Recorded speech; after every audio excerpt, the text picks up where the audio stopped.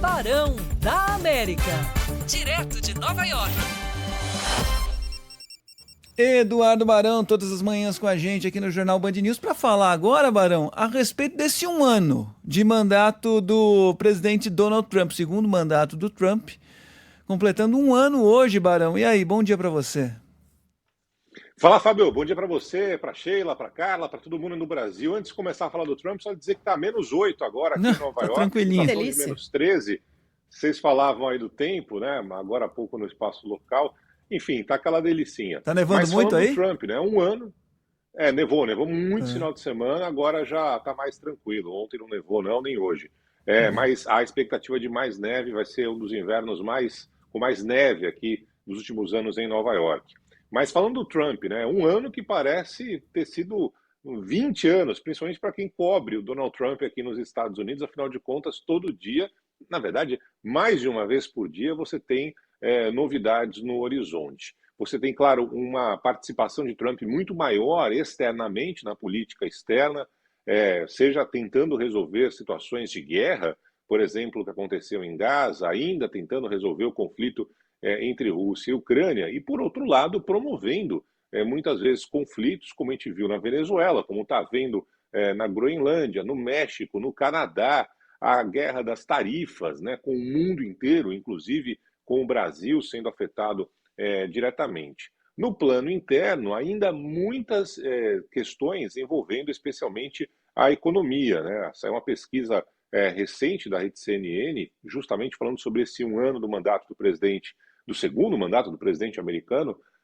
mostrando que 58% acham que esse primeiro ano foi um fracasso, classificam como um fracasso o primeiro ano desse segundo mandato de Trump. Além disso, a questão da economia é o que mais está pegando por aqui. 55% entendem que a economia piorou aqui nos Estados Unidos. E todas as questões também envolvendo principalmente a política migratória, com o ICE, né, esse departamento migratório, com policiais armados, encapuzados, prendendo estrangeiros, às vezes nem estrangeiros, né, são cidadãos americanos, e até matando. Então, há questões internas que ainda são importantes para tentar melhorar esse segundo mandato de Donald Trump.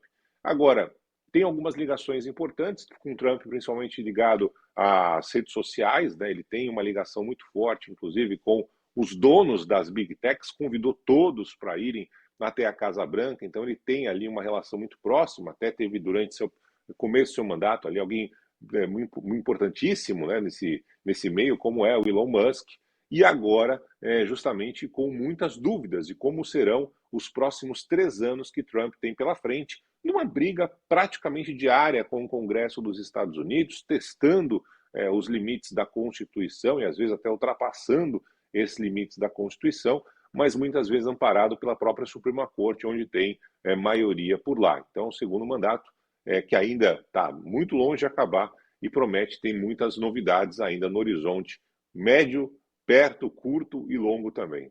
Eu queria muito te ouvir sobre isso, Barão. Desde ontem eu falei assim, cara, eu queria saber do Barão como é que estão as questões domésticas diante de tantos assuntos externos. Né? A gente fala de Donald Trump e Groenlândia, Donald Trump e Venezuela, Donald Trump e Ucrânia, Donald Trump e o mundo. Mas pouco sobre as questões domésticas, porque no fundo, é isso que mantém um presidente no poder ou não. É isso que reelege ou não um presidente. E aí o Barão citou essas pesquisas, né, sobre alguns assuntos domésticos, e especialmente a economia, que tem preocupado os americanos. Outros assuntos, saúde, segurança, entram na pauta ou essencialmente a economia? E é o que na economia? Inflação, desemprego, o que pega no bolso do americano, Barão?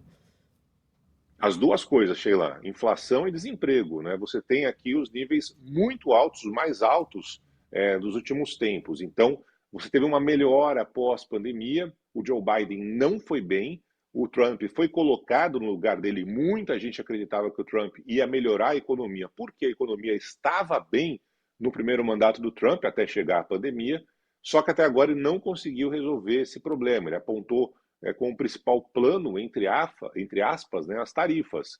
Só que isso fez com que os preços subissem por aqui, a inflação disparasse por aqui. Então, ainda é um problema sério. Sabe que eu conversei longamente com o Megali antes de ele entrar em férias, porque ele apontava, ele vai querer dar golpe, vai querer continuar no poder. Eu falei, não, a situação dele internamente não é das melhores. Então, ele tem perdido cada vez mais apoio do Congresso, inclusive de representantes do partido dele, do Partido Republicano. Ok, ele não governa junto com o Congresso, ele toma medidas muitas vezes que são discutidas na justiça, mas ele não está bem internamente. A visão do americano médio, tirando aqueles que são apaixonados pelo Trump de carteirinha, não está boa. Ele perdeu a última eleição do ano passado, o partido dele perdeu a última eleição.